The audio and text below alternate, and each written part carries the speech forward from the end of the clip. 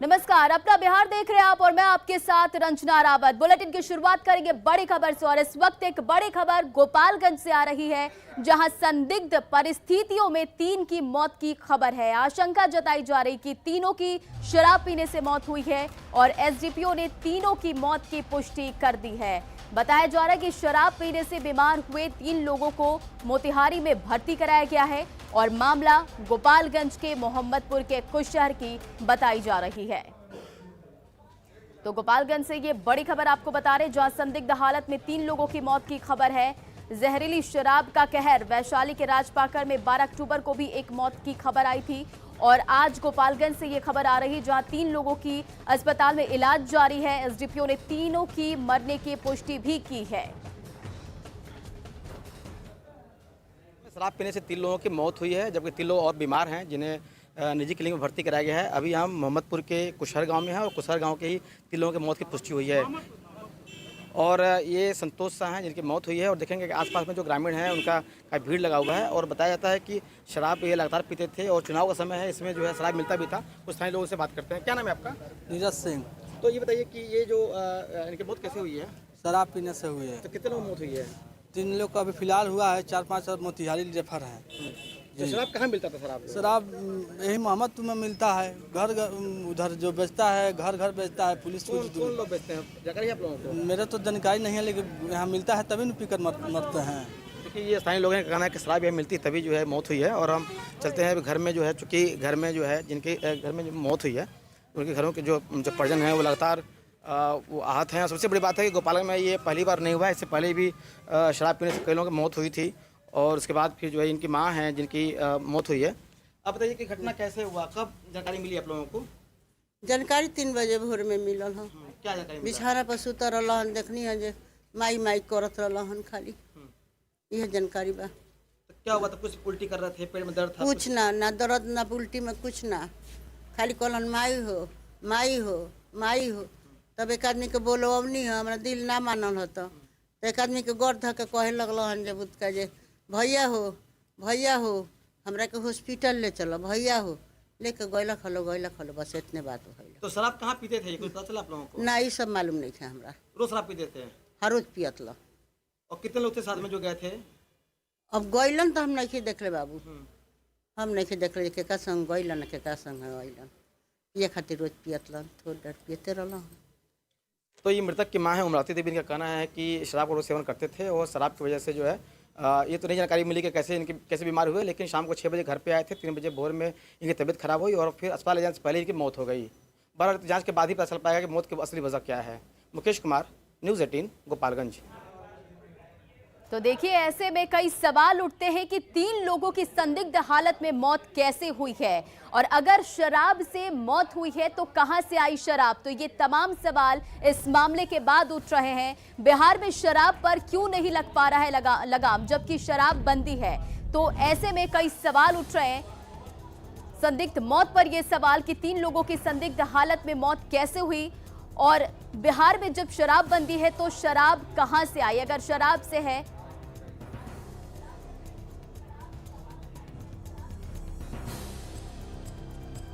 और गोपालगंज डीएम नवल किशोर चौधरी हमारे साथ इस वक्त फोन लाइन पर है। देखिए, बिहार में शराब बंदी है और उसके बाद ये 3 लोगों की जो मौत की आशंका जताई जा रही है। आपको अवगत करा देना चाहेंगे कि एक व्यक्ति आपकी नेचुरल डेथ हुई है, 2 व्यक्ति का सस्पेक्टेड है, अभी ये कंफर्म नहीं है। हम लोग उसको पोस्टमार्टम के लिए भेज रहे हैं, उसका विसरा एग्जामिनेशन के लिए भेजेंगे, उसके बाद कंफर्म हो पाएगा। तीसरा की मेडिकल टीम को भी हम लोगों ने लगा दिया है कि यदि किसी को लगता है कोई इलाज कराना चाहते हैं, कोई तकलीफ है, किसी को बेचैनी है, पेट में दर्द है, सीने में दर्द है, आंख की रोशनी में दिक्कत है, तो वो हमारे टीम से इलाज करा सकते हैं। और हम लोगों की पूरी टीम, एक्साइज की टीम है, हमारी पुलिस टीम है, सब लोग पहुंच चुके हैं वहाँ। हम लोग रेड भी कर रहे हैं और सूचना हम लोग इकट्ठा करने का। जी देखिए, ये कोई पहला मामला नहीं है कि शराब पीने की वजह से किसी की मौत हुई है। ये पहले भी ये खबरें आ चुकी हैं, जबकि शराबबंदी लागू इसके बावजूद। आपको अवगत करा देना चाहेंगे कि लगभग 7 दिन पहले भी हमारी वहाँ टीम गई थी और उस आसपास के इलाके में कुछ दियारा का इलाका है जहाँ की नदी का तट है और बालू है, दलदल भी है। हमारी टीम गई थी, लगभग वहाँ से शराब की बरामदगी भी हुई थी। हमारे टीम के कुछ लोग दलदल में फंस भी गए थे। और हम लोग सतत वहाँ कार्रवाई कर रहे हैं। और अभी कंफर्मेशन नहीं है, कि कंफर्मेशन तो पोस्टमार्टम जब हम लोग कराएंगे उसके बाद कंफर्मेशन आएगा, लेकिन जो भी हालांकि प्रशासन पोस्टमार्टम रिपोर्ट का इंतजार कर रहा, तो कब तक ये रिपोर्ट आ सकती है?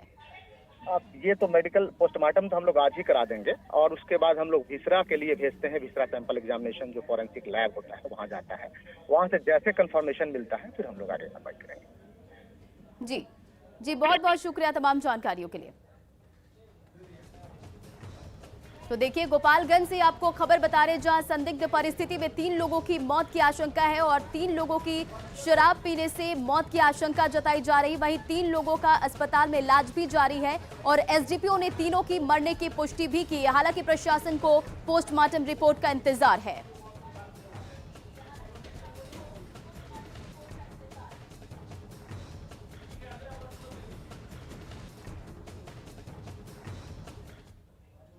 बिहार में 2016 से ही शराबबंदी लागू है। इसके बावजूद शराब का अवैध कारोबार हो रहा है और लोग शराब पी रहे हैं। अनजाने में जहरीली शराब पीने से लगातार मौतें भी हो रही है। इस साल जहरीली शराब की कम से कम 13 घटनाएं सामने आई और जिनमें से 66 लोगों की जान गई है। मुजफ्फरपुर में 28 अक्टूबर को 8 की मौत हुई है। वहीं मुजफ्फरपुर के कटरा में 17 फरवरी की बात करें तो 5 लोगों की मौत की खबर सामने आई थी। मुजफ्फरपुर के मनियार में 26 फरवरी को 2 लोगों की मौत की खबर सामने आई। वहीं वैशाली की बात करें तो वैशाली के राजा पाकर में 12 अक्टूबर को 1 मौत की खबर सामने आई और सिवान के गुथानी की बात करें तो 24 अक्टूबर को 4 लोगों की मौत की खबर सामने आई और नवादा के टाउन थाना क्षेत्र में 16 लोगों की मौत हुई थी। जुलाई में पश्चिम चंपारण के लौरिया में 16 लोगों की मौत की खबर सामने आई और होली के बाद जहरीली शराब से बेगूसराय के बखरी में 2 की मौत की खबर सामने आई थी। तो लगातार मामले सामने आ रहे थे। वहीं गोपालगंज में मौत पर डीएम का बयान सामने आया है। 2 लोगों की संदिग्ध मौत हुई है और 1 की मौत स्वाभाविक रूप से हुई है। तो देखिए, इस खबर में डीएम का बयान सामने आया है और 2 लोगों की संदिग्ध मौत की बात उन्होंने कही है। 1 की मौत स्वाभाविक रूप से हुई है। तो मौत पर डीएम का ये बयान, तो ये बड़ी खबर हम आपको बता रहे हैं। जहां गोपालगंज में मौत की जो खबर आई थी उसमें 2 लोगों की संदिग्ध मौत की पुष्टि डीएम ने की। इस मामले पर डीएम का बयान सामने आया और 1 की मौत स्वाभाविक रूप से हुई है।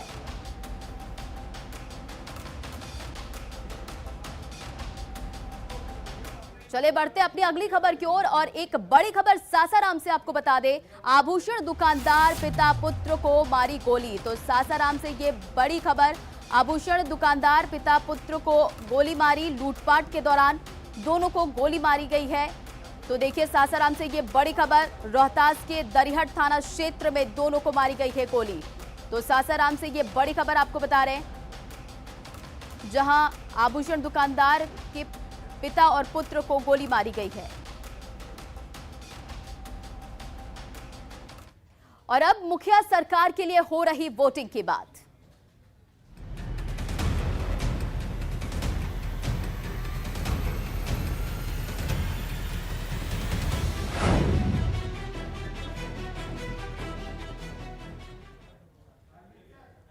आरा में उद्वंत नगर के 16 और सहार में 12 पंचायतों में वोटिंग हो रही है। उद्वंत नगर में 382 पदों के लिए 228 बूथों पर 1,28,000 मतदाता अपने मतों का प्रयोग करेंगे। वहीं सहार प्रखंड के 12 पंचायतों के लिए चल रही वोटिंग में 88,651 मतदाता वोट डालेंगे। उद्वंत नगर के बहरा गांव स्थित बूथ संख्या 86 का जायजा लिया हमारे न्यूज 18 संवाददाता हिमांशु प्रवीण ने।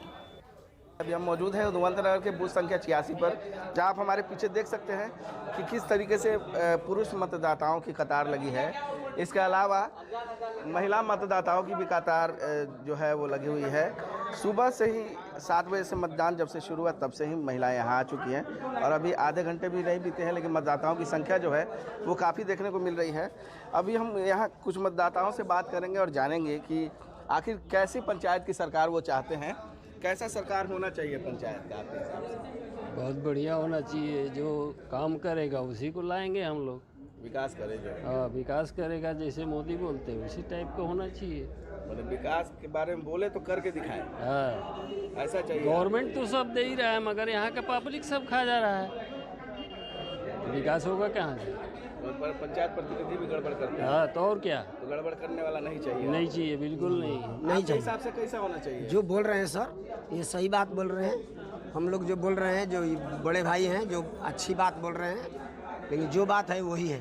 इसके अलावा हम कुछ महिला मतदाताओं से भी बात करेंगे और जानेंगे कि उनकी क्या सोच है पंचायत सरकार के प्रति। तो आप बताइए कि कैसा सरकार चाहिए आपको? पंचायत का सरकार कैसा होना चाहिए? वोट देने आएंगे ना, बोलिए, आप बताइए कैसा होना चाहिए? कैसा होना चाहिए? पंचायत का सरकार कैसा होना चाहिए? अच्छा होना चाहिए। अच्छा होना चाहिए। विकास तो विकास हाँ, विकास करने वाला है। महिलाएं हैं, गांव की महिलाएं हैं, काफ़ी कम बोल रही हैं, लेकिन फिर भी उनकी ये सोच है कि जो पंचायत की सरकार होनी चाहिए वो विकास करने वाली होनी चाहिए। डेवलपमेंट जो करे उनके पंचायत की, उनके इलाके की, उनकी सुरक्षा के लिए काम करे, वैसा प्रतिनिधि चाहिए। और अब बात जमुई की। जमुई जिले के चकाई प्रखंड में 22 पंचायतों में मतदान हो रहा है, जिसके लिए 190 मतदान केंद्र बनाए गए हैं। चकाई नक्सल प्रभावित इलाका है और इसी के चलते कई बूथों को दूसरी जगह शिफ्ट किया गया है। बामदा पंचायत के एक मतदान केंद्र को से देखिए संवाददाता केसी कुंदन की ये रिपोर्ट। तस्वीर दिखाना चाहेंगे लोकतंत्र के महापर्व जो चुनाव होता है और मतदान में किस तरह से उत्साह है नक्सल प्रभावित इलाके में, वो तस्वीर सामने है। आप देख सकते हैं कि मतदाता सुबह 7 बजे के पहले से ही किस तरह से कतार में लगकर खड़े हो गए और मतदान कोई अपनी बारी, मताधिकार की अपनी बारी का इंतजार कर रहे हैं, चाहे वो पुरुष मतदाता हो, महिला वोटर हो। आप देख सकते हैं कि मतदान शुरू होने के साथ ही किस तरह से मतदाता की संख्या यहाँ पर उमड़ी है और भीड़ उमड़ी है, चाहे महिला मतदाता हो, पुरुष मतदाता हो। और बता दें कि नक्सल प्रभावित इलाके का बामदा पंचायत का यह बूथ है और यहाँ पर कई गांव के लोग यहाँ पर आकर मतदान कर रहे हैं, क्योंकि नक्सल प्रभावित इलाके में इन लोगों का गांव है। बूथ यहाँ पर शिफ्ट किया गया है और ऐसे में मतदाता यहाँ पर आकर वोट कर रहे हैं, क्योंकि वोट देना जरूरी है, मताधिकार का उपयोग करना है। अच्छा, सुबह सुबह ही देख रहे हैं बहुत सारे लोग आ गए यहाँ पर। हाँ सर, सुबह तो आना पड़ेगा ना, जाना है, फिर दिवाली की तैयारी वारी भी करना है। सब काम उम छोड़ उड़ के आए, देना जरूरी है ना। देख रहे हैं कि सुबह से ही सब लोग लाइन में लग गए हैं। क्या बात है, क्यों, क्या जरूरत पड़ गई, बताइए। देख सकते हैं और हम पूछना चाहेंगे और अगर कोई बात करेगा तो उनसे बात करेंगे। और हम तस्वीर दिखाना चाहेंगे कि देख सकते हैं किस तरह से पुरुष वोटर, महिला वोटर यहाँ पर कतार में है और कई लोग तो यहाँ पर 5 किलोमीटर पैदल चल कर आए हैं। अच्छा, कहाँ से लोग आए हैं? बहुत सुबह लंबी भीड़ लग गई है, कतार लग गई। जी सर, ये लंबी भीड़ लगी है, वोट देने के लिए आए हैं। हाँ। तो ये कोई 4 किलोमीटर से आए, कोई 5 किलोमीटर से आए और जहाँ पे बूथ था वहाँ से हटा के यहाँ पे बूथ कर दिए गए हैं, जहाँ नजदीक था। उत्साह, गजब का उत्साह है। हाँ जी, उत्साह तो है। हाँ, ये तो है। क्या सोच, ये सोच वोट इसलिए वोट दिया जा रहा है यहाँ पे, क्योंकि जो मेरा मनपसंद कैंडिडेट है उनको चुनना है, उनको उससे विकास लेना है, उससे काम करवाना है पंचायत का। देख सकते हैं कि इन लोगों का कहना है कि पंचायत का विकास हो, गांव का विकास हो, इसलिए वो पर्व के बीच में सुबह से ही आकर अपनी बारी का इंतजार कर रहे हैं। और जैसा कि तस्वीर है सामने है, चाहे वो पुरुष वोटर हो या महिला वोटर हो, गजब का उत्साह दिख रहा है। नक्सल प्रभावित इलाके के चकाई इलाके में, जो चकाई प्रखंड है, यहाँ पर 20 पंचायतों में मतदान हो रहा है और 190 मतदान केंद्र बनाए गए हैं। नक्सल प्रभावित होने के कारण कई मतदान केंद्रों को दूसरी जगह शिफ्ट किया गया है, जैसा कि ये मतदान केंद्र है। यहाँ भी पैदल चलकर आकर लोग वोट डाल रहे हैं, क्योंकि उनके गांव को और पंचायत का विकास करवाना है। केसी कुंदन, न्यूज़ 18, जमुई। मुंगेर के धरहरा प्रखंड के सभी 13 पंचायतों के लिए चुनाव के लिए वोटिंग हो रही है। कड़ी सुरक्षा के बीच मतदाता मतदान कर रहे हैं। देखिए संवाददाता अरुण शर्मा की ये रिपोर्ट। नक्सलियों के गढ़ धरहरा प्रखंड के 13 पंचायतों में आज मतदान चालू है।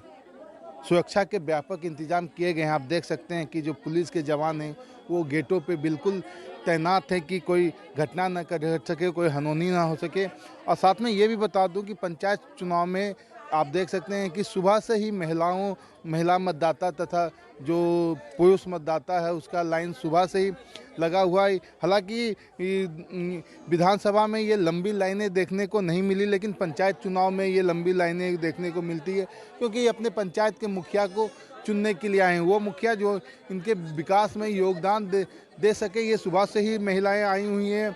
आप देख सकते हैं कि हल्की ठंडी का भी मौसम हो चुका है। मौसम होने के बाद वजह से ये लोग साल अपने कुछ उलेन कपड़े पहन के भी आए हैं। आप देख सकते हैं मतदाताओं का आना एकदम बिल्कुल अनवरत जारी है। ये लंबी लाइनें लग गई है अभी से ही। तो ये कहा जा सकता है कि पंचायत चुनाव को लेके यहाँ के जनता में कितनी उत्सुकता है, कितनी उत्साह है, ये आप साफ देखने को मिल सकता है। कि मैं यहाँ के कुछ लोगों से जानूंगा, कुछ महिलाओं से जानूंगा कि उनकी मुखिया कैसा हो, ये बताया जाए। कैसा मुखिया हो आपका? मुखिया ऐसा होना चाहिए जो हमारे गांव को विकास करे अथवा हर परेशानी को समझे, नाला हो, रोड हो या कोई सी परेशानी हो वो सुलझाए, वैसा मुखिया होना चाहिए। मुखिया जो विकास में अपना योगदान दे, आप बताइए कैसा मुखिया होना चाहिए? जो समाज को विकास कर सके। क्या क्या काम होने चाहिए पंचायत में आपके? रोड बनना चाहिए, नाला बनना चाहिए, पानी की मुखिया होना चाहिए। कैसा मुखिया होना चाहिए? अच्छा होना चाहिए, जो कि रोड बनाए, नाला बनाए, पानी के व्यवस्था करे। मुखिया वैसा हो जो पंचायत के विकास में अपने योगदान दे तथा यहाँ के लोगों की जो दुख सुख में वो साथ दे। अरुण शर्मा, न्यूज़ 18 फुल्का। और बुलेटिन में अब बात विधानसभा उपचुनाव में जेडीयू की शानदार जीत की। और विधानसभा उपचुनाव में जेडीयू ने कुशेश्वर स्थान और तारापुर दोनों सीटों पर कब्जा जमा लिया है। कुशेश्वर स्थान से अमन हजारी तो तारापुर से राजीव कुमार को जीत मिली और चुनाव परिणाम ने आरजेडी को निराश कर दिया। कुशेश्वर स्थान में जेडीयू के भूषण हजारी ने 12,000 से ज्यादा मतों के अंतर से आरजेडी के उम्मीदवार गणेश भारती को हरा दिया। तो तारापुर में जेडीयू के राजीव कुमार सिंह ने आरजेडी के उम्मीदवार अरुण कुमार शाह को हरा दिया। राजीव को 68,966 तो अरुण को 75,145 वोट मिले और जेडीयू ने आरजेडी को 3,821 वोटों से तारापुर में हरा दिया। मतलब दीपावली पर जनता ने जेडीयू को जीत का गिफ्ट दिया है।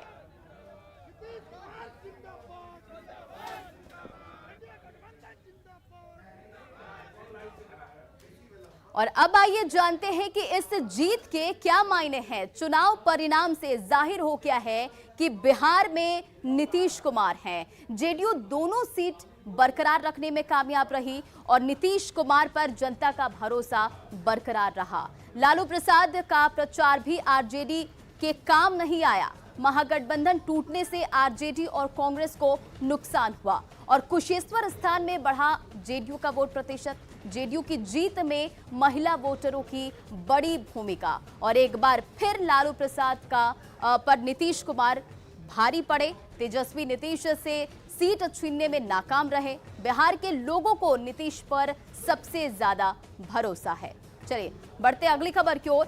उपचुनाव के दोनों सीटों पर मिली जीत के बाद जेडीयू नेता उत्साहित है। आज दोपहर सीएम नीतीश कुमार खुद पार्टी नेताओं से पार्टी के दफ्तर में मिलेंगे और उपचुनाव में अहम योगदान देने वाले नेताओं से नीतीश बातचीत करेंगे। साथ ही आगे पार्टी की रणनीति को कारगर बनाने के लिए टिप्स भी देंगे। देखिए संवाददाता आनंद अमृतराज की ये रिपोर्ट।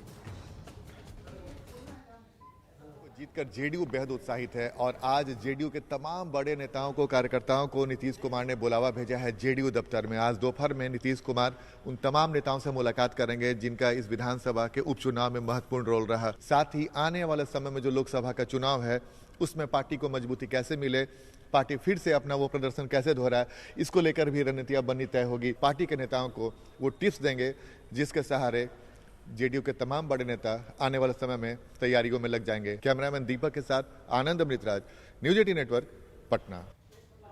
और अपना बिहार के इस बुलेटिन में फिलहाल इतना ही। बने रहे आप न्यूज़ 18 बिहार झारखंड के साथ।